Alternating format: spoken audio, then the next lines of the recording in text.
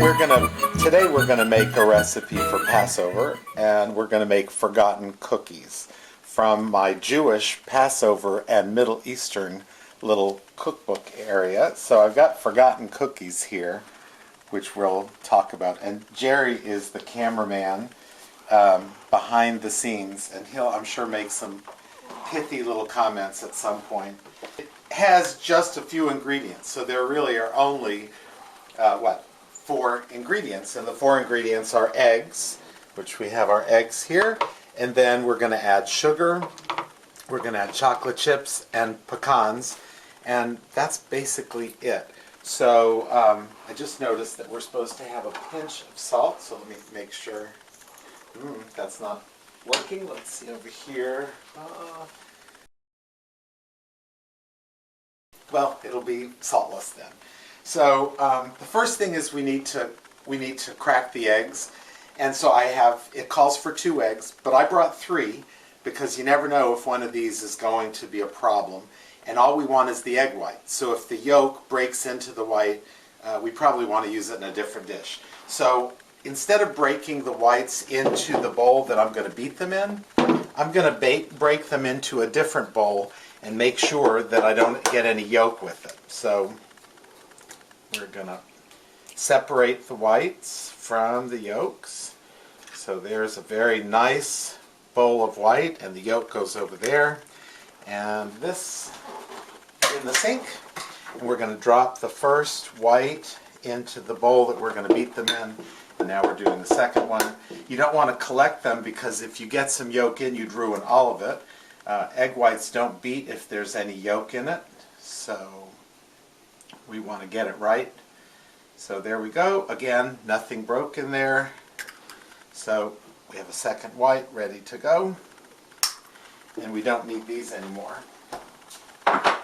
So we will use the yolks for something else.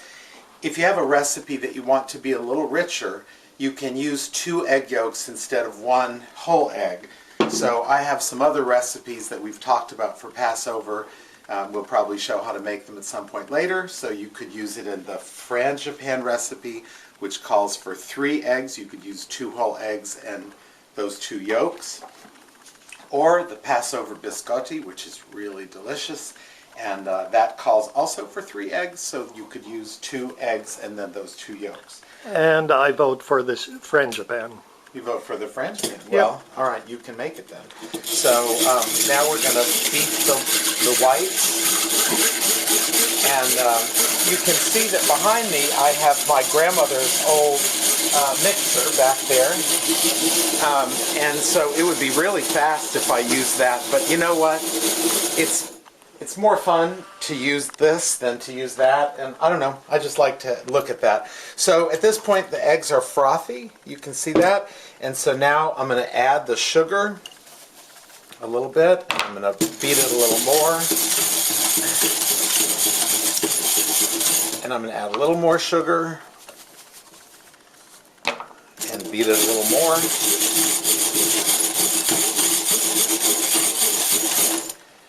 And add a little more sugar. So altogether this was 2/3 of a cup of sugar. So 2 egg whites and 2/3 of a cup of sugar. And I'm going to add the last of the sugar in there. And then keep beating. And so now we want to beat these whites until they're firm.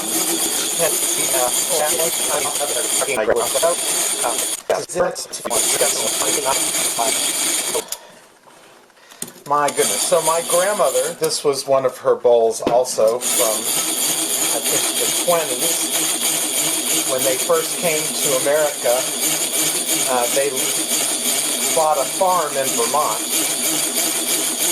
It's hard to imagine anybody wanting to have a farm in Vermont, but I guess compared to Eastern Europe, that seems to be a better place to be. And so this was her recipe. I'm sure she probably thinks it's a hoot that I've got her electric mixer, which she thought was God's be-all, end-all, and I'm using instead her hand mixer. You're continuing to show these egg whites. Well, what would you like me to show? I don't know. You can show all kinds of things. You can show the crazy things we have. You can show all those Russian spoons that go with the Russian mixing, or the little Russian bowls that the ingredients are in. So yeah, we have crazy things mostly from the family. Those chairs are my grandmother's from when they first got married. They bought those chairs, and they're in the same condition they were in when she bought them, which just tells you how obsessive my grandmother was. We're getting close. That's the good news.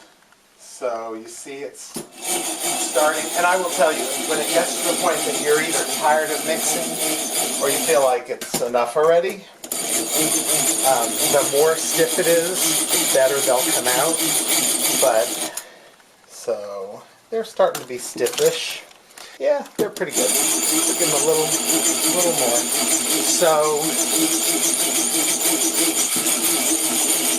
So then you have the chocolate chips, which we're putting in a cup of chocolate chips, whatever kind of chocolate chips you want. I really like the dark chocolate chips, so that's my preference. I think they make for a tastier, but I know some people like, some people prefer milk chocolate, and if you want that, it doesn't really make a difference. They'll come out just as tasty either way. So we've got the chocolate chips. This is, there are two kinds of chocolate chips. There are the super dark and the dark. So we're throwing them in.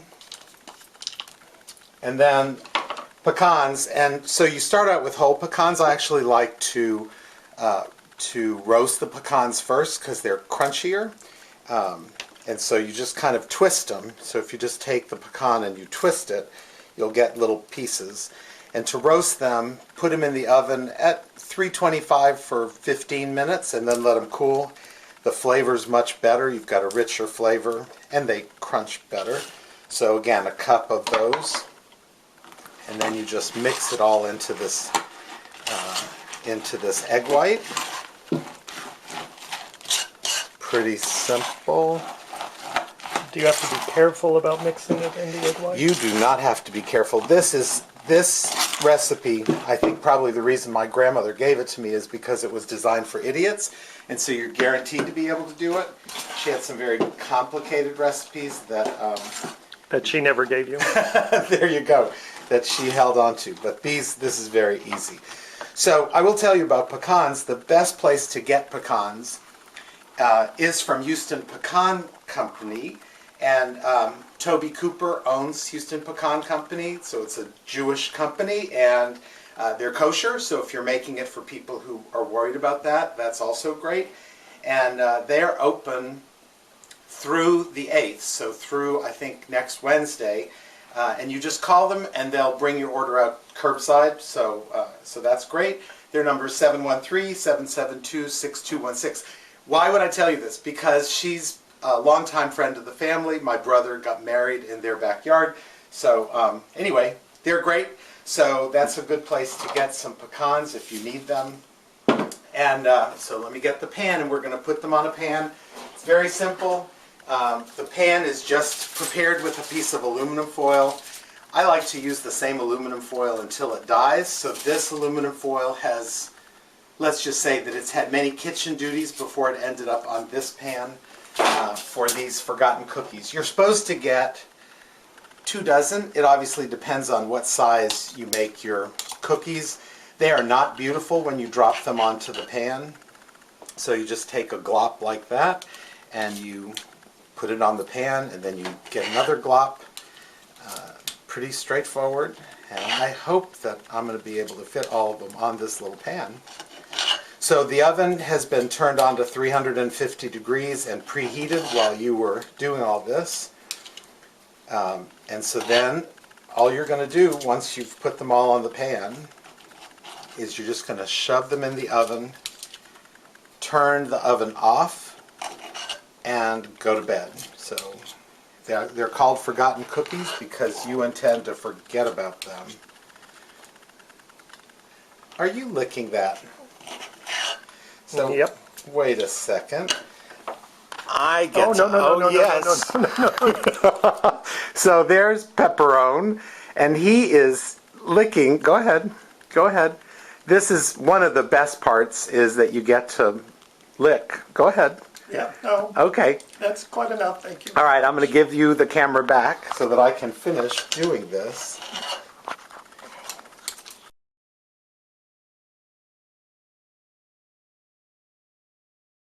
I guess you could almost claim that they're healthy because what's in them? It's just egg whites, and we know that egg whites are healthy. And pecans are healthy. That's good for you, so that's a good thing. And chocolate, that's supposed to be good for you too. So dark chocolate, that's the reason you can feel righteous about it if you're eating dark chocolate. So And these particular cookies are good if you have high blood pressure because there's no salt. there you go. So there's no salt. So you might say, well, wait a second. The recipe called for salt. Aren't they going to fail? And I'll tell you, cooking is generally pretty forgiving. So I don't obsess too much about the specifics, as Jerry can tell you. If it says to do something and I can do it, great. And if I can't do it, well, you know, we'll see what happens. But with salt, in a recipe like this, something sweet, is that salt accentuates the sweetness. So the reason you would add salt is not that it's something magic that it's doing to the actual baking process. What it's doing is making the sweetness a little sweeter. So that may be something that you want to have happen. In our case, we don't really care. It's got 2/3 of a cup of sugar, which is already plenty sweet. And so if you have the salt, great. If you don't have the salt, don't sweat the small stuff. And I'm almost at the end of the bowl, which is good because I'm definitely at the end of my aluminum foil. And let's see, there's got to be some place to put this last little bit. How about there? They don't really expand much. They're gonna do what they're gonna do. I mean, you're seeing them more or less in their final form. So if you want them bigger, you can make them larger. If you want to make little tiny ones, then use a smaller spoon when you start the process, and you will end up. So there we are. It's ready to go in the oven. You ready to put it in the oven? Come on.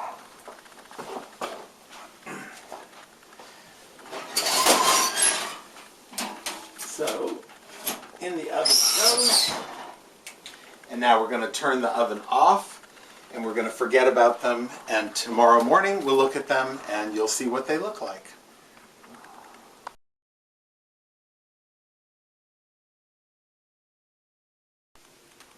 Good morning. Well, I hope you all slept well. I kind of did, but I wanted to wake up because I'm thinking about those forgotten cookies, and it is time. It's bedtime. I could smell them. So I'm going to get these cookies out of the oven. As you can see, Pepperone's already awake and he is following me into the kitchen. And we're going to get these puppies out. Oh my God, they smell amazing. You can see them.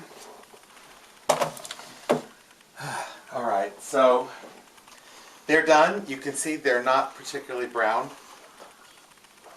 They picked up a little color. They didn't really change in size, and they just come right off.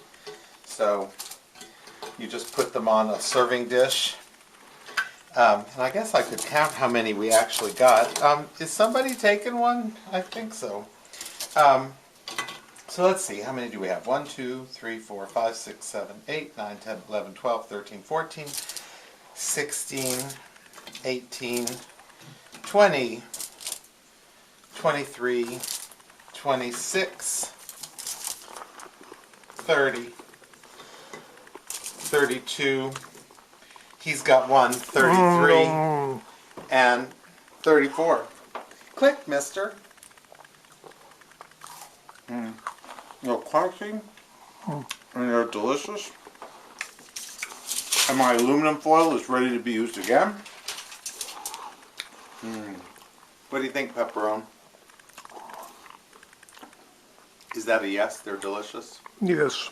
And these, what do you think? Ready for our Passover guests, which is Who? The two of us. The two of right? us. Okay. So, l'chaim.